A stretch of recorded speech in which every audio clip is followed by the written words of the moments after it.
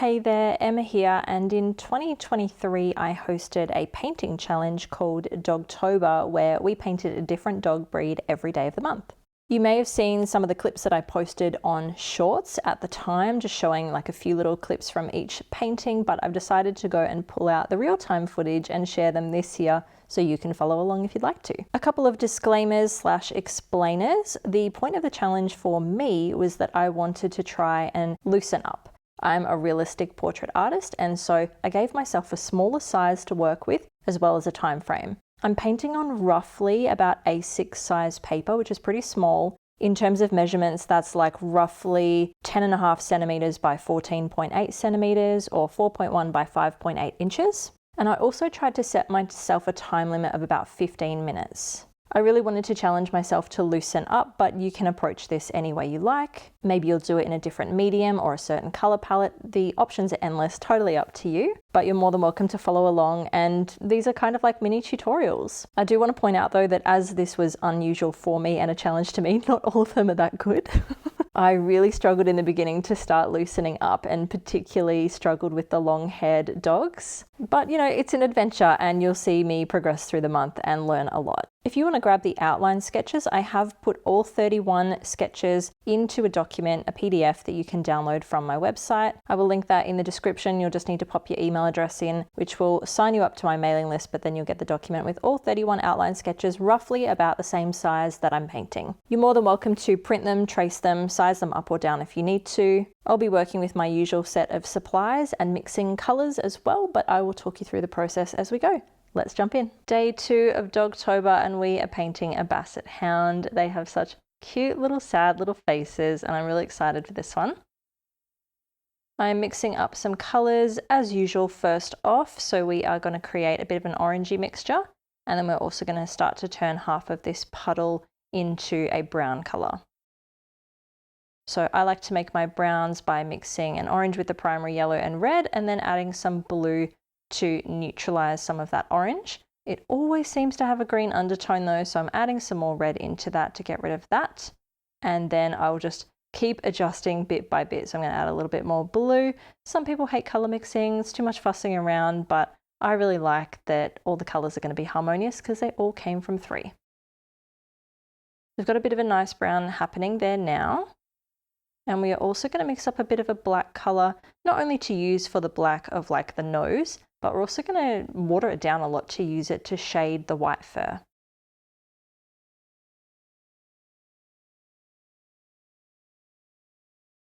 So grabbing a lot more primary blue now, and I'm just going to put a little puddle off to the side.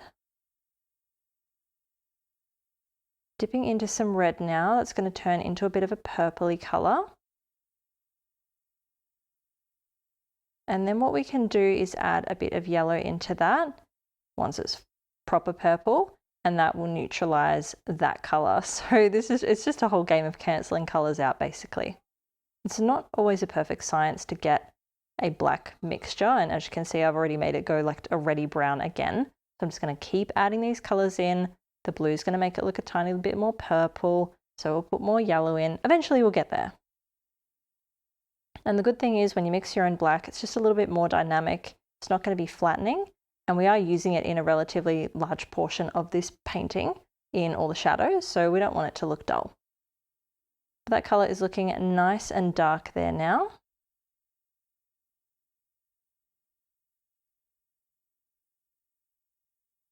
And we are almost ready to go. So I'm going to put my little mixing brush aside. I do use a spare brush, which is just a really old brush for mixing because I use pan watercolors. I don't want to ruin the tips of my newer brushes, so I just have a little spare there to do the mixing for me, and any dry brushing techniques as well to save the bristles. I'm going to dip into a little bit of this orange color first of all, and we're going to paint in the eyes. So we're not filling in the whole space, we're doing this really quite concentrated. That was a tongue twister, because we've got these like little, we've got like the eye bags we need to paint in. We need to see the pink skin that's dripping down underneath it as well. So keep that really tight and concentrated to the iris area.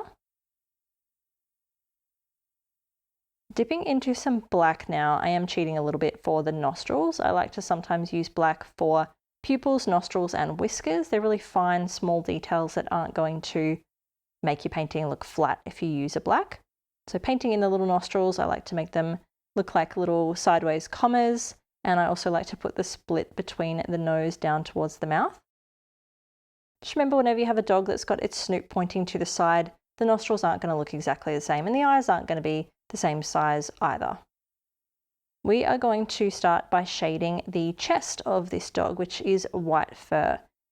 Now this is, like I talked about in day one, I'm leaning a little heavy here on my techniques that I use for realistic portraits, doing wet on wet. I, throughout the challenge, start to loosen up a little bit more, but for now I'm still doing things like blending and wet on wet and lifting, so we'll just go with the flow.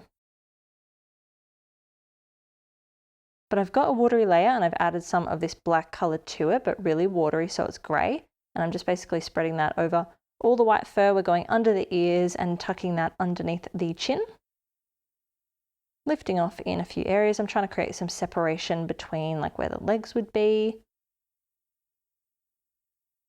And also just to recede this middle part back on the neck, we want to push that back a little bit further. That's where all the skin folds are all tucked in, so that needs to be a little bit darker, and we're going to accentuate that very soon. Let's get started on the ears though, these big, long, droopy, beautiful ears.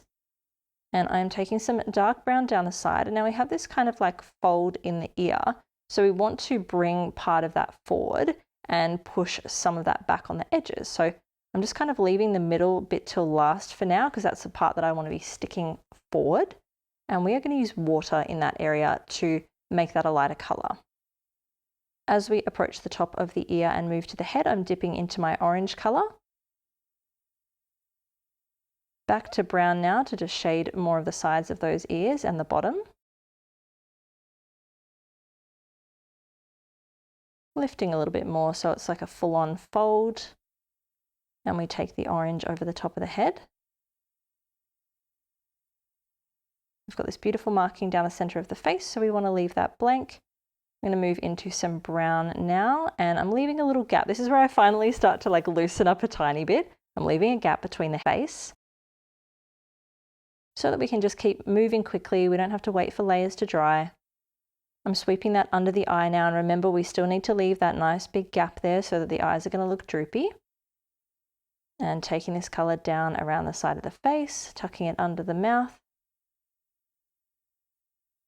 And then just doing a little bit onto the neck there, leaving a slight gap. Dabbing some darkness onto the bottom of the cheek there just to push that back a little bit. Still with the dark brown, we are going to go under the eye on the far side, tucking that under there, and not quite creating a mirror image because, like I mentioned, it's pointing off to the side, so it is going to look a little bit different, but we want to match up the colors pretty much. So transitioning now to an orange color to put that at the top, just like the other side.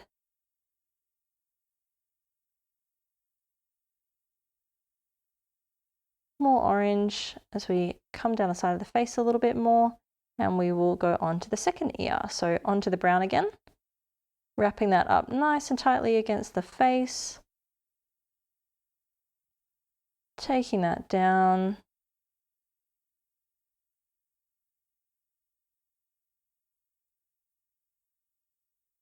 and filling that whole space in. Going back to the first ear now and just deepening up the sides again. It's not completely dry, it's still a little bit damp, so we are going to have a bit more better control on this side. It's not going to flow as freely. Dragging that towards the top. And it's looking a bit harsh there, so I am just going to sweep a wet brush, well, not super wet, a damp brush down the center. I'm just deepening it up a little bit as well so it's not too obvious. And now on the other side, I'm just going to completely lift there. I didn't bother kind of like saving a spot. Just sweeping up with a brush, and every time you sweep it up, you want to dab it off so you're not just putting the color back on. And now with some watery brown, I'm just going to splotch in some little markings around the snoot. I'm going to sketch in the bottom of the mouth.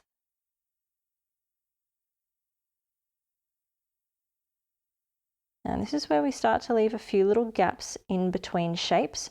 and we're going to create all those beautiful skin folds. Still splotching some colour on the snout. I'm doing some slightly darker ones now, just mixing them in amongst that. Helps it look a little bit less stark. The dark brown again. Just going to pop this on top of the eye on the left. A bit of an eyebrow moment. We're going to increase the look of sadness, the puppy dog eyes it's giving us, and also just recede that back into the head a little bit. And just taking that down a little bit under the eye as well. A little bit down the side of the face, give it a bit of a cheekbone, and sweep that above the eye as well. Same thing on the other side, but we're just a little bit more condensed. Pointing that upwards, giving it that beautiful expression. Oh, I just want to hug it. And so a change from day one is we're moving through this painting without having to stop so much. I don't think we've dried anything off since the first chest fur, so we are making great strides. But speaking of that, I'm going to go in and do some wet on wet and some blending. So I've grabbed some of that black color, but I'm using it as a gray, and I've just put a line down under that ear onto like the kind of shoulder or the front leg, and then I've blended it out to the left with water. We are going to do the opposite now on the right side. We are popping that down, and then we're going to blend it out with water and a damp brush off to the right, a damp clean brush.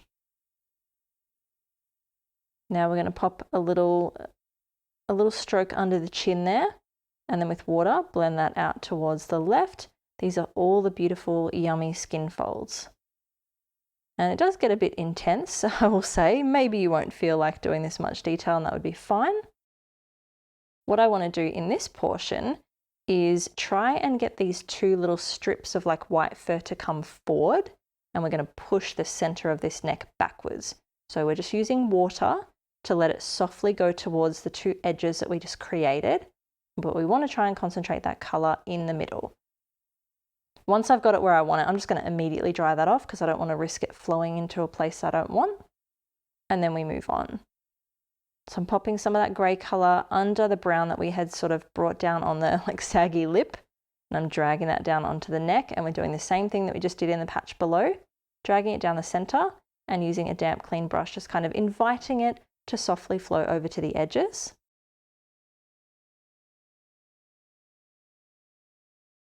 Dipping into some watery grey again, and we're just going to shade the bottom of that mouth, like the bottom lip, if you will. We want the big saggy lips on the top to kind of like hang over this and push the chin back. I feel really lost when I'm trying to like put human anatomy onto animals, but we want the chin to go backwards and bring those big saggy lips forward. Same colour now, watery grey, and we are going to shade the nose. So I'm popping that colour down on the bottom part of the nose first, and then sweeping it over to the top.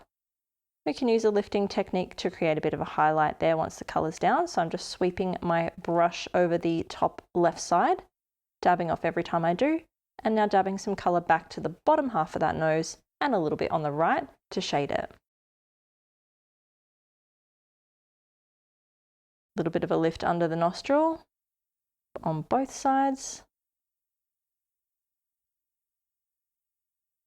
And just popping a bit more colour down the centre, just really mucking around with it here. You can definitely just add a highlight on later with gouache if you'd rather not fiddle around with putting colour down and lifting it off. But I'm still messing with it, so I'm putting colour down. I'm trying to lift off on the top left. That is a tongue twister as well.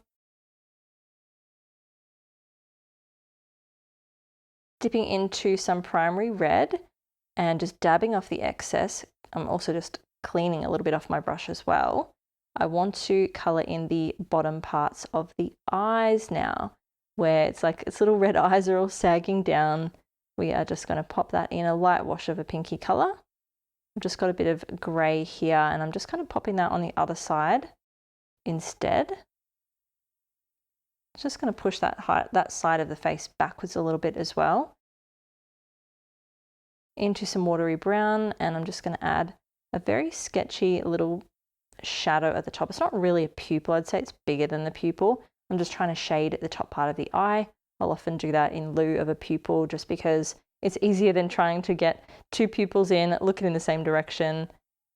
We can just kind of pop that in there and put highlights over the top.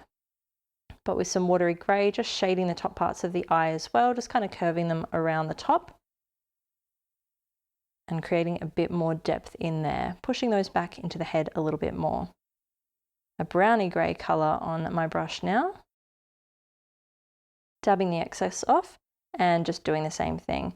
Going over all of these shadows, pushing that back into the face, shading more of the bottom part of the mouth, a little bit on the ear, just finessing now, mucking around, fiddling too much for what's supposed to be a loose painting, but hey, it's only day 2, we're still learning. Shading a bit of the ear on the right that's closest to the body, just fading that out. Getting rid of that intense lifted off highlight I had originally. And I'm also going to reduce the severity of the one here on the left. So I've popped colour down on the inside of the ear and I've just kind of invited that across with some water. And that's just softened the intensity there. With a little bit of the black grey colour, just going into the eyes, again, deepening up the very top of them. And we can dry that all off. And now we can pop some highlights on and we're done. So dipping into some white with my 3/0 nice precise detail brush. I'm going to pop a little highlight in the brown of the eye. And my aim here is always to kind of do that over wherever I've placed the shadows. Like if I haven't done a pupil or the pupil's kind of pointing in the wrong direction, I try and just cover it a little bit, not completely, but just a little bit. I'm popping some highlights under each nostril and on the top left of the nose. And now I'm going to drag some whiskers out. So very carefully, nice and finely, and I want to drag them into the brown ears because that's where they're going to show up best. We don't want to just be, popping them only near the white of the snout fur. It needs to go further than that so we can actually see them on top of the ears. Curve them around, point them in different directions, have them different lengths, cross them over. It all helps them look more natural. But that is our basset hound. I hope you have fun with this one, and I'll see you on day 3.